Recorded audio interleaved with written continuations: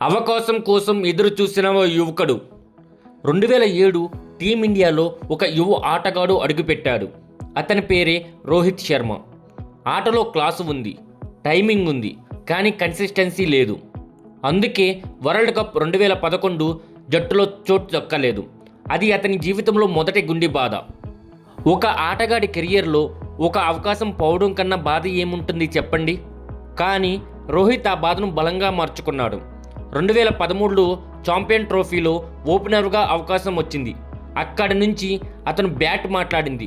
రోహిత్ శర్మ కాదు, ఒక్కొక్క ఇన్నింగ్స్తో తన స్థాయి ఏంటో నిరూపించుకున్నాడు. ఐపీఎల్లో ముంబై ఇండియన్స్కు కెప్టెన్గా బాధ్యతలు చేపట్టినటువంటి రోహిత్ శర్మ అక్కడి నుంచి తన వ్యూహాత్మక ఆలోచన, శాంతవంతమైన స్వభావం, జట్టును నమ్మే నైపుణ్యం చూపించాడు.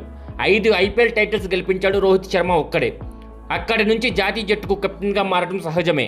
కెప్టెన్సీ అంటే కేవలం నిర్ణయాలు కాదు, అది గుండెతో తీసుకునే బాధ్యత.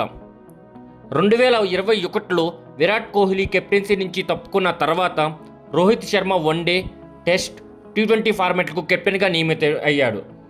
అతని నాయకత్వంలో భారత జట్టు 2023 ఆసియా కప్ గెలిచింది. 2024లో T20 వరల్డ్ కప్ విజయం, 2025లో ఛాంపియన్ ట్రోఫీ గెలిచింది. అతను వన్డే కెప్టెన్గా 56 మ్యాచ్లు ఆడితే దాంట్లో 42 విజయాలు సాధించాడు. అతని కెప్టెన్సీకి గర్వపడేలా భారత క్రికెట్ను తీర్చిదిద్దాడు మన రోహిత్ శర్మ. 2025 అక్టోబర్ ఆస్ట్రేలియా పర్యటన కోసం బీసీసీఐ జట్టు ప్రకటించింది. అందరూ ఎదురు చూస్తూ ఉన్నారు, రోహిత్ వన్డే కెప్టెన్గా కొనసాగుతాడా లేదా అని. జట్టులో రోహిత్ పేరు ఉంది, కానీ కెప్టెన్గా శుభం గిల్ పేరు ప్రకటించారు. బీసీసీఐ తమ పోస్టులో రోహిత్ ఎఫెక్ట్ అంటూ తన కెప్టెన్సీకి గౌరవం తెలిపింది. అది రోహిత్ కెప్టెన్సీకి శకం ముగిసిందనే సంకేతమా? ఒక కెప్టెన్ గెలిచాడు, కానీ తన కలను నెరవేర్చే అవకాశం మాత్రం దక్కలేదు. సోషల్ మీడియాలో thank you Rohit Sharma, end of ఎరా వంటి హ్యాష్ ట్యాగ్లు ట్రెండ్ అయ్యాయి. అభిమానులు, క్రికెట్ విశ్లేషకులు, మాజీ ఆటగాళ్లు అందరూ ఒకే మాట చెబుతున్నారు, ఇది అన్యాయం కాదు, చాలా బాధాకరమని. రోహిత్ శర్మ ఒక శాంతవంతమైన నాయకుడు. అతని కెప్టెన్సీ గెలుపు మాత్రమే కాదు, జట్టును ఒక కుటుంబంలా చూసే గుణం కూడా తనకు ఉంది. తన 26 ఏళ్ల గిల్ టెస్ట్ కెప్టెన్గా ఇప్పటికే తన ప్రతిభ ఏందో నిరూపించుకున్నాడు కూడా.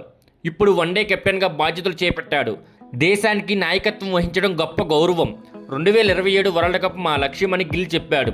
రోహిత్ శర్మ ఆటగాడిగా ఇంకా కొనసాగుతాడు. అతన్ని ఇంకా జట్టులో సభ్యుడిగా ఉంటాడు.